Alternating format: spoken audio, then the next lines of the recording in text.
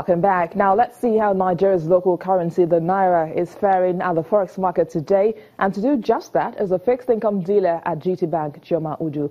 Thanks for your time, Chioma.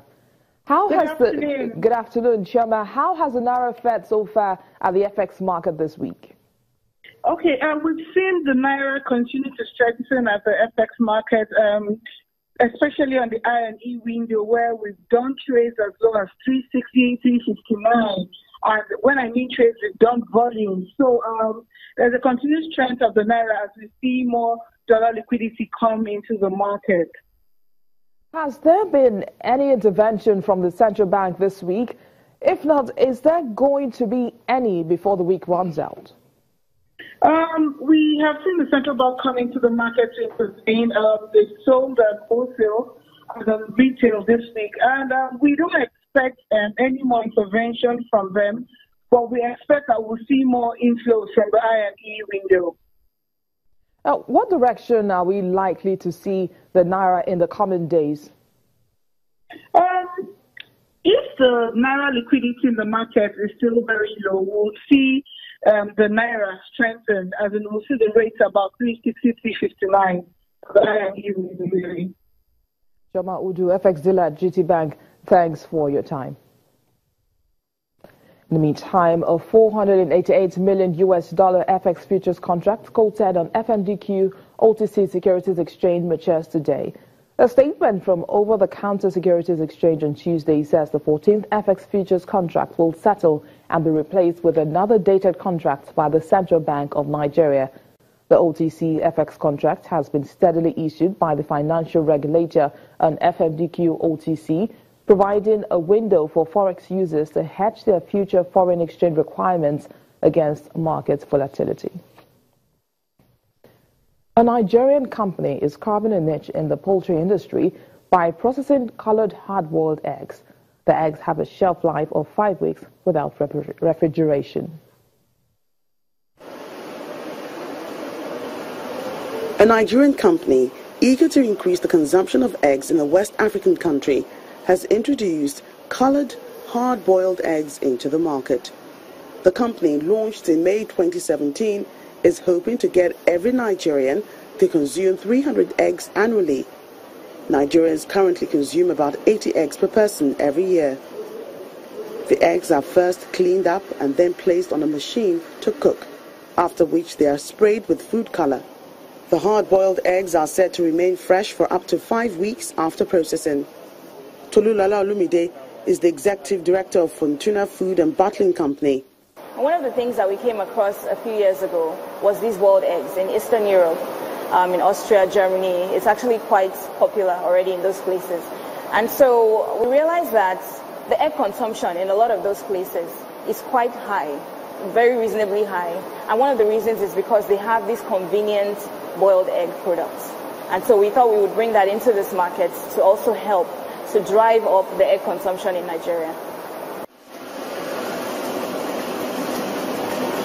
About $271,000 was invested in purchasing the equipment used in processing the eggs.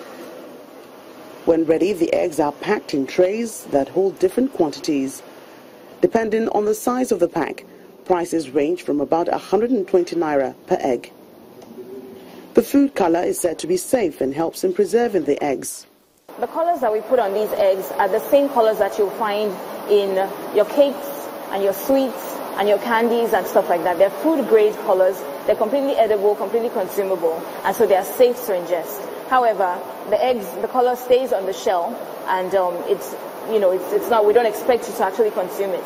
The main reason why the color is actually used is to coat the egg, to help to preserve it, to close all the pores of the egg, and help to extend its shelf life. The company also runs a poultry farm from where the eggs are sourced. The colored eggs are supplied to 6 outlets across Nigeria's commercial city, Lagos. Hard-boiled eggs are rich in protein and also contain fat, vitamins and calcium, among other nutrients. The first time I saw it, it looked like a toy. I thought it was one of these toys for kids. I was really amazed when she told me it's edible, not to talk of being an egg. That was really interesting. It's innovative. It tastes the same,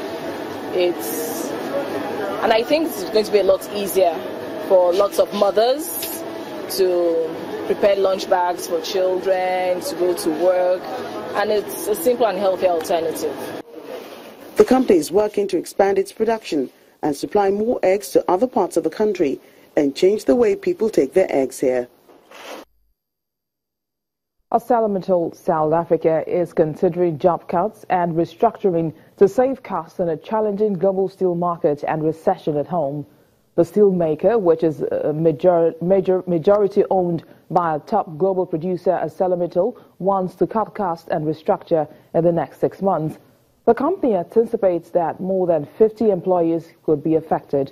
Its first half losses dipping to $125.5 million on higher costs for imported coking coal and iron ore, exchange rates volatility, and continued weakening of the South African economy. This is the latest company to consider job cuts following Simbanya Gold and AngloGold Ashanti, which could affect a total of around 15,900 employees. The private equity house EMR Capital has purchased an 80% stake in a Zambian copper mine from African Rainbow Minerals and its partner for $97.1 million. The 80% indirect interest in Lubambe mine, held equally by ARM and Value International, includes the equity holding in Lubambe mine as well as loans to the mine and will be settled in cash contingent on certain conditions being met. EMR has closed its second private equity fund, EMR Capital Resources Fund 2, at $860 million. It bought copper zinc mine Golden Grove from MMG in December. Tunisia's economy grew by 1.9% in the first half of 2017, up from 1% in the same period last year. The National Statistics Institute attributes the improvement to better performance in the agricultural and service sectors.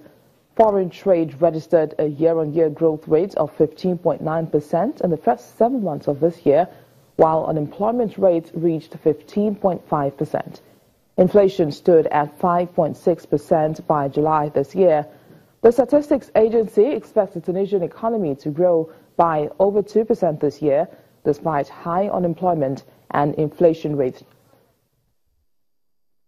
And that's our program today. Thank you for watching. I am BC Adebayo.